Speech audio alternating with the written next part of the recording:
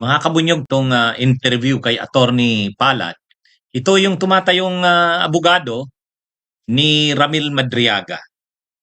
Mga kabunyog, mga kababayan. Medyo mahaba yung interview sa kanya. Ah, ano ito? Sa susunod na mga araw, ipapagawa ko ito sa aking mga staff para mapanood nyo ng buo yung interview. Lagi nyo pong aabangan yung segment ng aking mga channels at pages, sa akin pong mga YouTube channels at Facebook or Meta pages. Mayroon po tayong segment na tinatawag na source ng mga balita at komentaryo. Kaya yung balita, issue at komentaryo.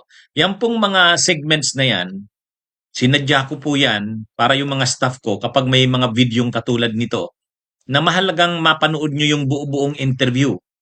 Pwede nyo pong mapanood dyan sa mga segments na yan. Kasi minsan hindi ko na nada-download, mahirap din mag-download. At saka minsan naka-copyright. Kaya kapag nagtalakay ako ng isang topic, hindi ko napapanood sa inyo. Pero gusto ko pong mapanood nyo yon, kaya pwede nyo na lang panuorin bilang hiwalay na segment, yung source ng mga balita at komentaryo.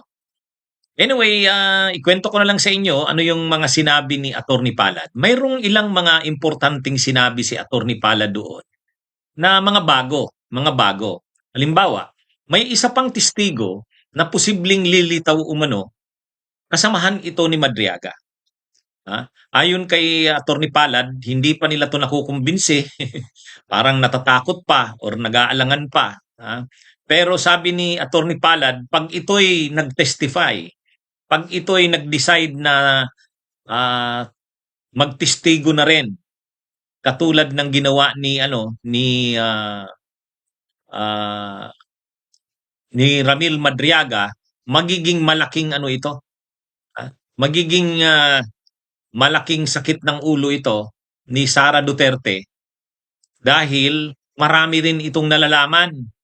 Iko-corroborate umano nito o kaya sisigundahan, susuportahan yung mga sinabi ni Madriaga. Ito umanong testigong ito na ito yung nakasama ni Madriaga sa pag-deliver ng mga pera. Ayun.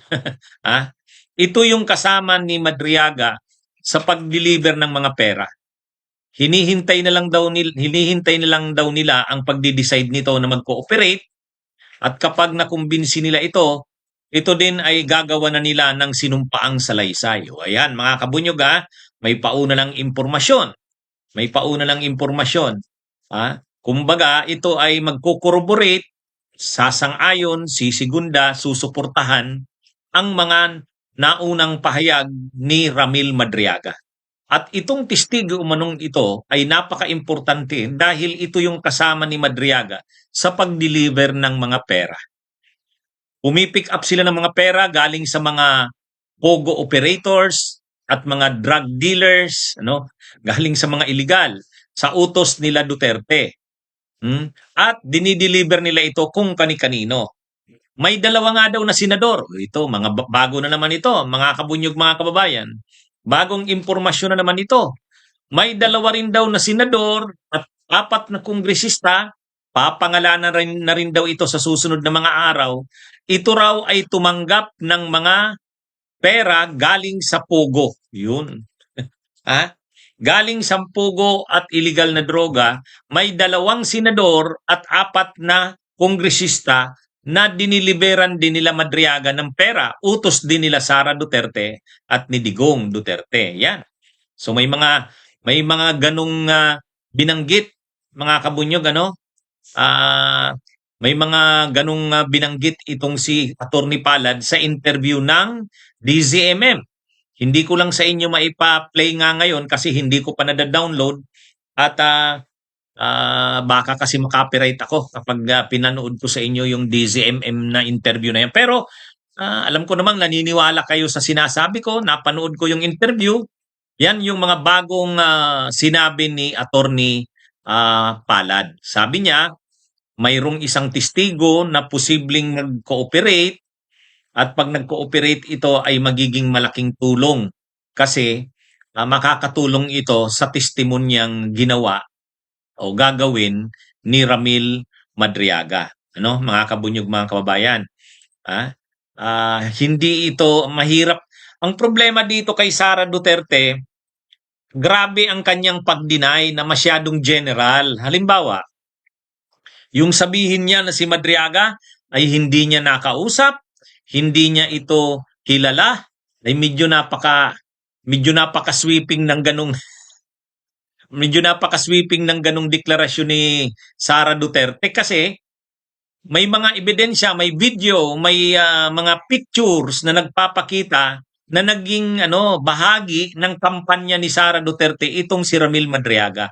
Kaya napaka-sweeping at napaka-too general ng kanyang pag-deny. Sabi niya kasi, hindi ko kilala yan, hindi ko yan nakausap, hindi ko yan ininstruksyonan. Grabe yung mga ganyang pag-deny, samantalang may mga ebidensya talaga, kitang-kita naman, na tumulong sa kampanya ni Sara itong si Madriaga at ang papel niya ay hindi simpleng supporter. Bumuo siya ng isang grupo, yung pinangalanan nilang ISIP, Inday Sara is my president. No? Nung una kasi tatakbo sana talaga si Sara president, kaya nagbuo sila ng grupong ISIP. Pero nung hindi natuloy yung pagka-president, nag-vice president na lang, ito rin yung grupong tumulong. Nakita doon mismo sa video na tinawag pa nga ni Sara, Sir Ramil Madriaga. Sabi niya, Sir Ram, tinawag niya si Ram na Sir. Ibig sabihin rin, respeto niya ito. At pinasa niya yung bandila ng Pilipinas bilang pag-recognize na ito yung leader ng grupo na sumalubong sa kanya sa Matnog, Sorsogon. At maraming mga pictures at videos na nag-uusap sila ni Ramil Madriaga, nagzo-Zoom meeting sila. Kaya napakahirap nung sabihin lang ni Sara na hindi niya ito kilala. Na hindi niya ito kilala at hindi niya kailanman nakausap. Medyo ng ganon. Anyway, sa susunod niyang mga araw, kung totoo itong sinasabi ni Attorney Palad, lalong lalaki ang ang isyong ito kasi may lilitaw na mga bagong testigo at may mga bagong personahe na babanggitin. Tulad nga nitong may 2 senador na binigyan nilang pera. Diniliberan di umano ng pera nila Madriaga. Saka 4 na kongresista. Galing umano ito sa mga illegal na pogo. Instruction din ito ng mga Duterte. Ngayon, ang sinasabi lang ni Sara, itong si Madriaga ay lumitaw bilang para harangan ang kanyang kandidatura. Kasi ito daw ay pinalitaw kasi nga napapabalitang tatakbo siya sa 2028. Itong si Madriaga ay lumitaw umano para hadlangan ang posibleng kandidatura niya. Ano naman kung lumitaw si Madriaga para hadlangan yung kanyang kandidatura? Ang tanong lang, totoo ba ang sinasabi ni Madriaga? Ay natural, politika yan eh. Politika yan. Natural, sino man na ayaw na manalo si Sara sa 2028, lilitaw talaga yan. Wala namang problema yan kung hindi totoo ang sinasabi. Di-deny niya. Di-anuhin niya. Pero kung ang mahirap kasi niyan, kung totoo yan, parang katulad ni Binay, di ba? Si Binay, okay, sigurado ng tatakbo noong 2016. Anong ginawa ng mga kalaban niya sa politika? Nilabas ang kanyang mga baho. Ngayon, wala naman sanang problema yon kung walang mga testigo at mga ebidensya. Ang problema, grabe yung mga testigo at ebidensya kay Binay noon. Kaya nasira yung kandidatura ni Binay. Pero kung wala namang mga parang katulad ni Leni Robredo, nung tatakbo nung 2022, sinisiraan din siya. Pero wala namang makuhang issue sa kanya. Kaya hindi nasira ang kandidatura ni Leni.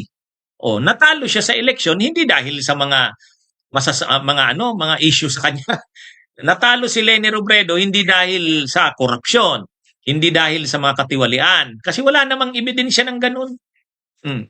Ang mahirap kapag tulad ni Binay, kakandidatong presidente noong 2016, bago pa ang eleksyon, inilabas na ang mga baho niya, yung mga ah, yung mga issue sa kanya tungkol dun sa mga niya, ha? Dun sa mga overpriced na overpriced na yung parking sa Makati, yung mga ari-arian doon sa Batangas, o yun. Talagang pinakita yung mga ebidensya at testigo laban sa kanya. Kaya nasira si Binay. O ngayon, itong kay Sara Duterte, ganun din yan. Kahit pa sabihing politika dahil nga ano daw siya, para sirain siya bago ang eleksyon sa 2028, sabi ni Sara Duterte. Ay natural, politiko siya eh. Politiko siya. O, ang problema diyan kung totoo yung mga lumalabas na mga sa kanya, mga issue sa kanya. O, walang problema kung wala, kung hindi totoo. Ayan, dali niya lang yan sabihan, hindi totoo yan. O, na harapin niya yan. Ang problema kasi kay Sara, hindi niya hinaharap, umiiwas siya. Katulad ng impeachment. O, sa halip na harapin niya yon, sagutin niya yung impeachment na yan, hindi niya naman hinaharap. O, ginagawa na lang nila ng paraan na hindi matuloy yung impeachment.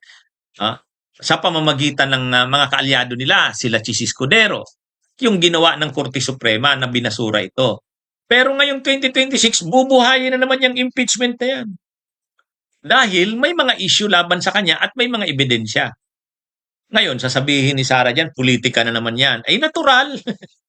Natural. Politiko siya eh. Politiko siya. At syempre, politika yan.